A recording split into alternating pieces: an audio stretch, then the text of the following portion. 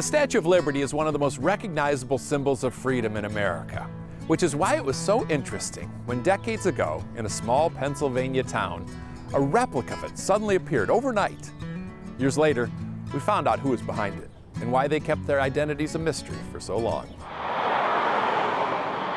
It appeared in the middle of the Susquehanna River, near a town in the middle of Pennsylvania called Dauphinboro.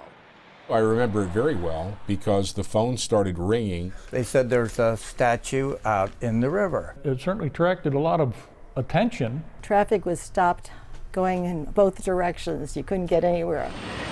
According to news reports at the time, drivers got so distracted, they started running into each other. Don't stop on the westbound side of the highway. If they do want to stop, we prefer that they would stop and get completely off the road before they get out to view the statue. And it was a statue, by the way, but not just any statue. This huge edifice that seemed to just emerge from the river that morning and still greets commuters today was none other than Lady Liberty herself. How on earth did it get here?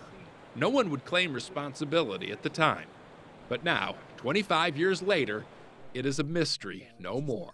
Kept it quiet. That was fun. That was part of the whole fun of the whole thing. The mastermind was a local lawyer named Gene Stilt, who built it in a friend's garage to honor the other Statue of Liberty. It was going to be the 100th anniversary, and it'd be nice to do something here.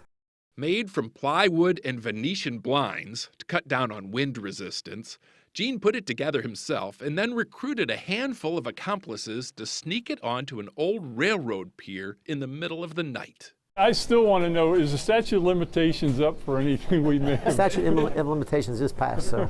What they did was not only technically illegal, it was also highly ill-conceived. It's the most dangerous section of the local river. I begged you not to go. When we got it up and when we saw it from the highway, it was like, wow, that wasn't a bad idea. It worked. The statue stood for 6 years until a strong gust of very unpatriotic wind blew her off her pedestal, which could have easily been the end of this story. But by 1992, folks here had grown so fond of this idea of having their own Statue of Liberty, they collected $25,000 to build a replica of the replica. This one, sturdier, taller, and 8 times heavier, has been able to hold her ground for 14 proud and glorious years. It was liberty. The community rallied around it. It's pretty cool.